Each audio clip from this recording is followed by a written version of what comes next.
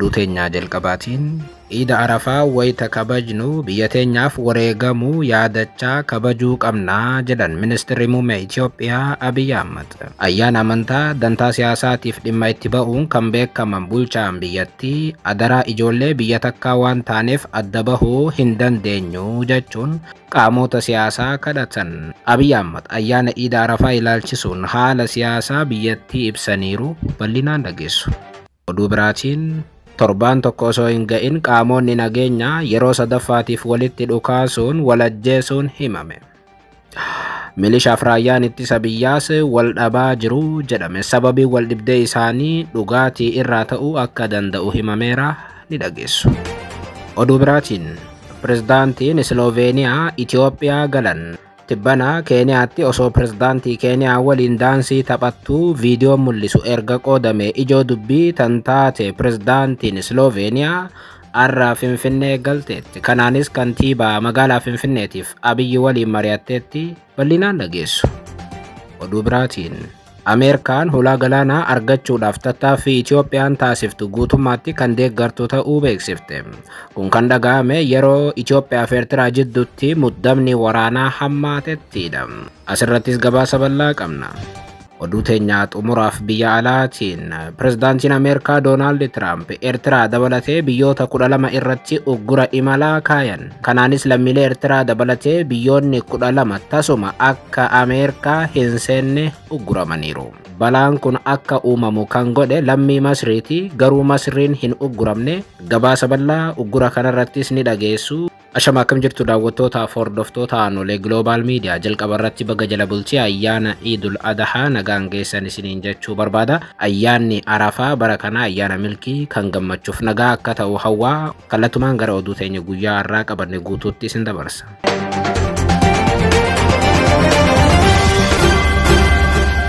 Oduu teenyaa jalqabaatiin Iida Arafaa wayita kabajnu biyya teenyaaf wareegamuu yaadachaa kabajuu qabnaa jedhan Ministeerri Muummee Itoophiyaa Abiy Ahmed. Ayyaana amantaa dantaa siyaasaatiif dhimma itti ba'uun kan beekaman Abiy Ahmed adaraa ijoollee biyya takkaa waan taaneef adda bahuu hin dandeenyu jechuun qaamota siyaasaas kadhatan. Haaluma kanaan Ministeerri Muummee Abiy ayyaana Arafaa yookaan Iidul Adhaa waggaa 1446 sababeeffachuun ergaa baga geessanii hawaasa musliimaatiif dabarsan. Ayyaana boru kabajamu kana ilaalchisuun ergaa dabarseen bulchaan Itoophiyaa duudhaaleen lama wayita waqtiin Arafaa yaadataman Itoophiyaa badhaatee ijaaruudhaaf baay'ee barbaachisoodha jechuun ayyaana amantaatiif Itoophiyaa wal fakkeessuun ibsa kennan. Ibsa isaaniitiin ayyaanni Arafaa ayyaana wareegamni itti yaadatamuudha kan jedhan Abiyyi Nabiyyuu Ibraahim mucaa isaanii Ismaa'eeliin fedhii isaaniitiin uumaadhaaf wareeguudhaaf kutannoo isaanii yeroo itti agarsiisan ta'uu yaadachiisaniiru. Mucaa ofii uumaadhaaf wareeguu caalaa ajajamuunis kennaanis hin jiru kan jedhan Abiyyi haala kana yoo ilaalle biyya akka Itoophiyaa kan ijaaramtu wareegamaanii jedhan wanta jaalannu wareeguudhaanis jedhaniiru ergaa isaaniitiin. Biyya jechuun dhaloonni duraa dhaloota itti aanuuf wareegama kan itti kaffalu ta'uu ibsuun nutis wayita Iida Arafaa kabajnu biyya teenyaaf wareegamuu yaadachaa kabajuu qabnaa jedhan. Nabiyyuu Ibraahim mucaa isaanii wareegamaaf dhiyeessuu isaaniitiin bakka isaa hoolaa wareegaa Allaha irraa argataniiru kan jedhan Abiyyi wareega biraa argachuudhaaf wareegama tokko kaffaluun barbaachisaa ta'uu kun ni agarsiisa jedhan. Dhaloota biyya isaatiif wareegamu kan uumu dhaloota dursee biyya isaatiif wareegame ta'us kaasan. Abboottiif haadholeen keenya duraanii biyya isaaniitiif wareegama kaffaluu kan yaadachiisan Abiyyi wareegama isaaniitiif gatii isaanii waaqarraa fi seenarraayis kan argatan ta'uu hubachiisan. Aadamii fi Hawaan jannataa erga ba'anii booda baroota dheeraadhaaf adda ba'anii jiraataniiru kan jedhan Abiyyi kan wal argan guyyaa Arafaatii jechuun Arafaan ayyaana namoonni adda bahan itti wal argan ta'uu eran. Namoonni sababoota garagaraatiin adda ba'uu danda'u. Wanti gaddisiisaan adda bahanii hafuudha jedhan Abiy Ahmed. Ilaalchi komii fi seenaan darbe adda nu baaseera ta'a kan jedhan Abiyyi haa ta'u malee ijoollee biyya tokko waan taaneef nuti Itoophiyaanonni adda baanee hafuu osoo hin taane akka Aadamii fi Hawaatti daandiin walitti nu fidu nu barbaachisa jechuun ibsan. Daandiin walitti nu fidu ammatti Itoophiyaattis marii biyyaalessaatii jedhan Abiyyi. Mariin biyyaalessaa waltajjii itti yaadoonni fi fedhiiwwan keenya itti wal arganidha jechuun nuti obbolaadhaa adda hin baanu jedhan bulchaan Itoophiyaa.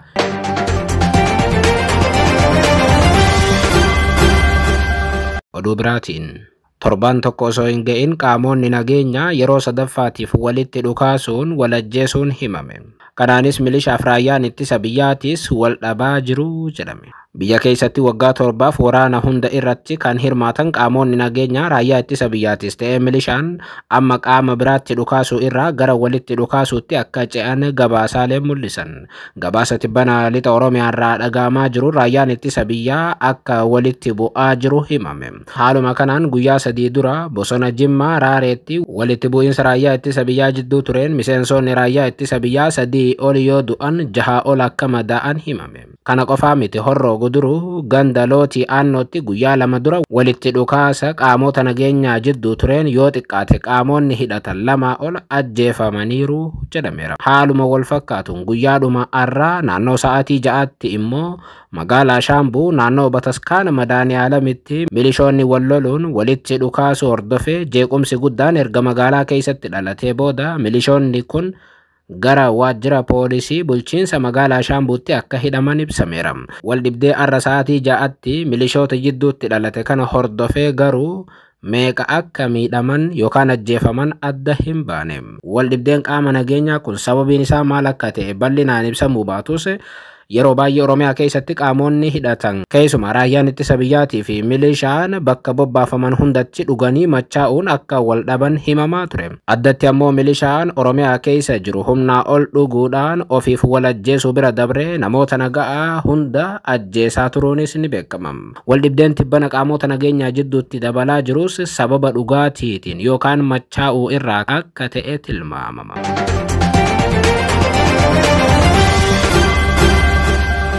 Oduu biraatiin pirezidaantiin Sloveeniyaa Itoophiyaa galan. Tibbana Keeniyaatti osoo pirezidaantii Keeniyaa waliin daansii taphattuu viidiyoo mul'isu erga qoodamee ijoo dubbii ta'ee booda pirezidaantiin tun har'a Finfinnee galteetti.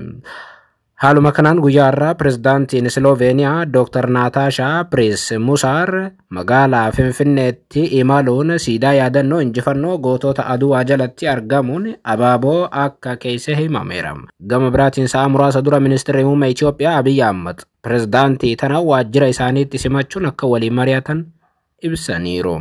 Biyyi xiqqoon Awurooppaa tun Itoophiyaa keessaa haga bara 2024tti imbaasii akka hin qabne ibsama yookaan biyyoonni lamaan hariiroo akka hin qabne ibsamaa ture. Gabaasaaleen hedduun akka agarsiisanitti bara 2024 biyyoonni lamaan Itoophiyaa fi Sloveeniyaan waliigaluun imbaasii banatan. Imbaasiin Sloveeniyaa Itoophiyaatti baname waggaa tokko booda pirezidaantiin biyyattii Itoophiyaa daawwachuu isaaniiti. Pirezidaantiin Sloveeniyaa amma Finfinnee dhufuutiin dura guyyootaaf Keeniyaatti daawwannaa taasisaa turan. Pirezidaantittiin guyyoota Keeniyaa turanitti miidiyaalee idileetii fi miidiyaalee hawaasaa gubbatti waa'een ishee ijoo dubbiis ture. Keessumaa guyyaa kabaja madarakaa Keeniyaa yookaan guyyaa Keeniyaan koloneeffannaa jalaa itti baate wayita kabajamaa turetti osoo pirezidaantii Keeniyaa faana daansii taphattuu viidiyoon qoodame miidiyaa hawaasaa gubbatti Keeniyaatti ijoo ture. Pirezidaantittiin akkuma daawwannaa Keeniyaa xumuraniin Itoophiyaatti imalan. Oduu biraatiin Ameerikaan hulaa galaanaa argachuudhaaf tattaaffii Itoophiyaan taasiftu kan deeggartu ta'uu beeksifte. Kun kan dhagahame yeroo Itoophiyaa fi Eertiraa jidduutti muddamni waraanaa hammaatettidha. Haaluma kanaan carraaqqii Itoophiyaan hulaa galaanaa karaa nagaa fi dippiloomaasiitiin argachuudhaaf taasiftu mootummaan Ameerikaa ni deeggara jedhan. Itoophiyaatti ambasaadarri Ameerikaa Ervin Maasingaa nagaa fi tasgabbii naannoo gaanfa Afriikaatti mirkaneessuudhaafis Ameerikaan deeggartuu ishii ijoo Itoophiyaa waliin akka hojjettus ibsan. Akkuma beekamu yeroo ammaa kana Itoophiyaatti wantoota ijoo ta'an keessaa waa'ee hulaa galaanaati. Ministeerri muummee Itoophiyaa Abiyyi Ahmad Itoophiyaan karaa nagaa fi dippiloomaasiitiin hulaa galaanaa argachuudhaaf akka hojjettu deddeebiin himaa turan. Itoophiyaatti ambasaadarri Ameerikaa Ervin Maasingaa dhimma kana ilaalchisuun turtii tajaajila oduu Itoophiyaa waliin taasisaniin ibsa kennaniin Itoophiyaan guddina siyaasaa galmeessisaa jirti jedhan. Biyyattiin uummata hedduu akka qabduu fi dinagdee siyaasaa galmeessisaa akka jirtu ambaasaadarichi kaasuun guddinni dinagdee siyaasaa kun akka itti fufu raagni akka agarsiisu dubbatan. Itoophiyaan abjuu dinagdeedhaan addunyaa irratti dorgomuu ijaaruudhaaf qabdu milkeessuuf filannoo ulaa galaanaa bal'isuu murteessaa ta'uu eeranii carraaqqii karaa nagaa fi dippiloomaasiitiin ulaa galaanaa argachuudhaaf biyyattiin taasiftu mootummaan keenya ni deeggara jechuun mirkaneessan. Maritime access through commercial means, through peaceful and diplomatic contexts is something very important and something that the United States government and my embassy intends to support going forward. We understand this issue. Ambaasaadarichi riijinichi gara tasgabbii fi nagaatti akka deebi'u Itoophiyaan gumaacha taasisaa jiraachuu dubbatanii Itoophiyaa waliin hojjechuun ejjennoo cimaa Ameerikaan gaanfa Afrikaatti qabdu ta'uu ibsan. Itoophiyaan riijinichatti guddoo qofa utuu hin taane biyya dandeettii dhiibbaa uumuu dandeessuudha kan jedhan ambaasaadar Maasingaan riijinichi nagaaf tasgabbii buusuudhaaf biyyoonni lama waliin akka hojjetanii ibsaniiru. Ambaasaaddarri kun wayita Itoophiyaa fi Eertiraa jidduutti muddamni waraanaa hammaachaa dhufetti guutummaatti mootummaan Ameerikaa mootummaa Itoophiyaa waliin akka jiru ibsan. Dhimma ulaa galaanaatiin wal qabatee tibbana ololli miidiyaa Asmaraa fi Finfinnee jidduutti hammaateera. Sochii waraanaa Asmaraa fi Finfinnees dabalaa dhufeera. Amma immoo Ameerikaan Itoophiyaadhaan Aizosh jechuun caalaatti bulchiinsa Isaayyaas mufachiisuu mala jedhame.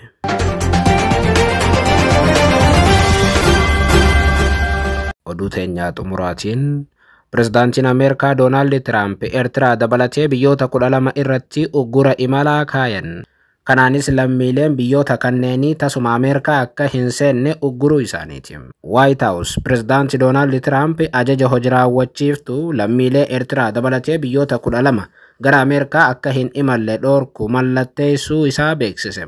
Biyyoonni pirezidaantichi uggura imalaa irra kaayan kunneen Eertiraa, Soomaaliyaa, Suudaan, Afgaanistaan, Iraan, Chaad, Riippaabilika Dimokiraatawaa Koongoo, Heeyitii, Iraan, Liibiyaa, Ikwaatooriyaal Giinii, Dabres, Maayinimarii fi Yaman ture.